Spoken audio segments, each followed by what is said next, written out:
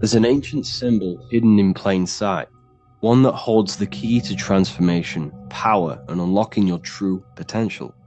It's been used for centuries by mystics, rulers, and even modern science, but almost no one understands its true meaning. Once you do, it will change the way you see yourself and the world forever. Stay with me, because this could be the key to your own awakening. The symbol of the snake, or the serpent, is a very powerful symbol that refers to something within you, that we all are on this journey. So first of all, we see this symbol in ancient Egypt on the top of the pharaoh's head. We also see this with Buddha, with the snake on top of the Buddha's head and below. We also see this in Rome, with the Roman god Mercury holding the staff with the snake. We see this in Adam and Eve's story with the snake tempting Eve. We even see this today on the medical facility. But what does this mean? Why is this symbol being used for thousands and thousands and thousands of years? It has a very deep esoteric meaning. We see this in the Caduceus staff, and we even see the snake representing the Kundalini. What does the snake actually mean? A lot of people think it represents the Kundalini, which it does. However, there's a deeper interpretation of this symbol, and it goes very far beneath the surface of what the snake actually represents. Okay? So first of all, when looking at symbols, we need to observe what the snake does in nature. The serpent sheds its skin. The serpent shedding its skin is a sacred symbol of an inner transformation. It transforms from its old self to a new self. It sheds layers of itself. As the snake discards its old exterior, it mirrors our own journey of realizing outdated beliefs and patterns, paving the way for a renewed, authentic self on the esoteric path of awakening. Essentially, it represents transformation, but not transformation of our physical bodies. Transformation of our inner world. Now, this is where things get a little bit tricky and you may become a little bit confused, but I'm going to make this very clear for you. The snake symbol, or any symbol, can be used for different contexts. For example, the Kundalini. We see the snake representing the Kundalini. We all know that energy can't be destroyed, only transferred. Like I said, this is a transferring of energy. It's a changing, a transforming, shedding its skin. It represents transformation. Sexual energy is energy, and we can transform the sexual energy into a Kundalini awakening to activate dormant brain cells in our brain, and to activate the human light body, which is the spirit. We can cultivate, save, and retain our sexual energy, transmute it up the spine, to activate the brain. This is a symbol of transformation, of energy in this context. However, when we go to the emergency services, this does not mean the same thing as the Kundalini. The snake in this context represents transformation of health. When we are picked up by the emergency services, we are looking for a transformation. We are unwell, and now we need to transform to well-being. This is why they use this symbol. It represents transformation, especially with the pole and the snake climbing. It's transforming from the bottom to the top, shedding its skin, shedding old layers, transformation. We see this in the Bible with the snake tempting Eve to eat the apple of the tree of knowledge of good and evil. Well, what does this mean? Where's the transformation in this? Well, this is a very hidden one. The transformation takes place in Adam and Eve's consciousness and their mind. They go from a pure, whole state of consciousness, from being tempted by the snake, and they eat it and they transform into knowing the good and evil, into the dualistic ways of thinking and the dualistic meaning of this world. Let me rephrase that. They understand the dualism of this world. and they now understand the two good and bad ways of thinking. They know the knowledge of good and evil, of duality. They shifted from a whole state of consciousness into their consciousness being split into good and evil.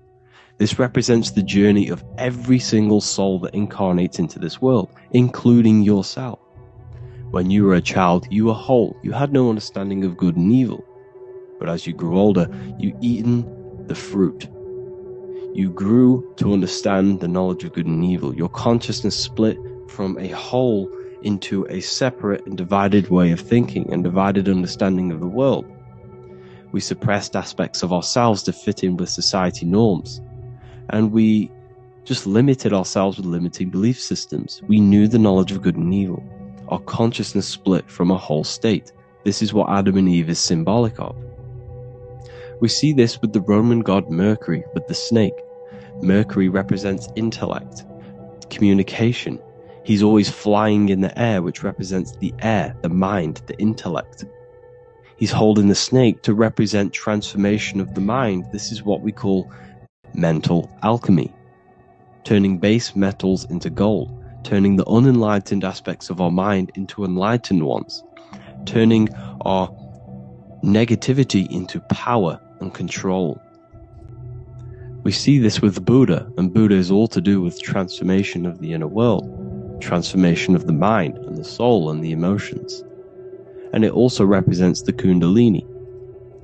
We see this in ancient Egypt. We always see the snake on the head, representing the place where the third eye is, representing the intellect or the mind's eye, the third eye, whatever you want to call it. This is the place of the invisible intelligence within us. This is our mind or intellect. And this is the transmutation of the mind. This is why the snake is on the head, representing the transformation of the mind, going from the unenlightened into the enlightened, going from the uncontrolled to the controlled mind, so that we can control the very fabric of reality. I've kind of just given that away. Why is this important? Humans are creators.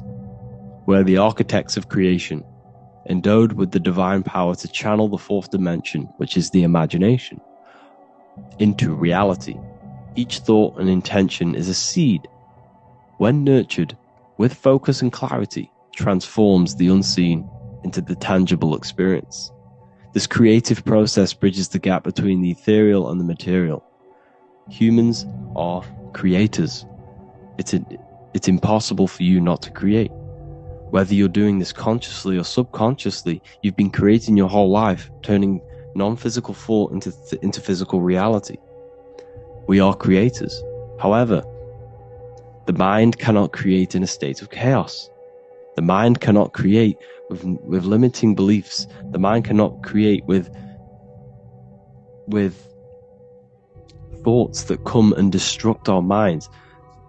The mind cannot create consciously and effectively if there are impulses within our mind and we have no control over the mind. So this is where self-transformation comes within. This is where the snake comes in. The snake represents the transmutation of our mind from the uncontrolled to the controlled. In this context of the Egyptians with the snake on their head. It's all to do with mental alchemy. In the occult tradition, the mind is seen as a delicate instrument that demands constant vigilance. Left unchecked, it reverts to archaic and destructive thinking patterns. Like a finely honed blade, it must be continually sharpened through discipline and self-refinement. In this unending process of unveiling and mastery, we learn to shape reality, harnessing the power of our thoughts to manifest the highest potential. It's all to do with mental alchemy, and this is how the snake is connected to you. And what the snake represents to you, it represents the transmutation, the changing of ourselves, of our consciousness, so we can gain control in this 3D world. If we lack control, then we'll constantly be manifesting chaos. Now, there are 3 ways that we can transform our world. and we can slowly transform our mind. Now, this is not an overnight process. It takes periods of time of purification. And number one is affirmation. Let's say we have this dirty cup of water and we have a tap of water. And in this tap, it's pouring in more water, clear water. Over time, if I keep pouring clear water into this cup, it's going to slowly purify this cup. And then in the end, it will look like the cup on the right. It's the same with your mind. The cup represents the limiting beliefs, the negative thoughts, the negative mind, the uncontrolled mind. But if we keep repeating affirmations over and over and over again, such as I am disciplined, I am powerful, I am limitless, over time this can purify our subconscious and we can gain control over the mind, and we will become conscious of the thoughts that we are giving attention to. The second way is meditation. Meditation allows one to develop an off switch for the mind, providing a sense of control over it. Over time, we gain the ability to filter our thoughts and become more conscious of the ones we choose to engage with. Meditation, over a period of time, will give you this button that allows you to filter out negative thoughts. If you have a negative thought in your mind, you'll be able to become conscious of this and redirect your mind's attention. This is all about self-control, because remember, we become what we think about. The snake represents the transmutation of the self. And another way is visualization. Visualization allows your subconscious mind to experience the reality you desire, accepting it as truth. As the subconscious becomes more immersed in this imagined reality, it works to manifest it into your conscious experience. Your visual eye, visual eye. You're using the mind's eye to see and mold your future. That's what imagination is for, to create in your future. You can become your future now in your imagination.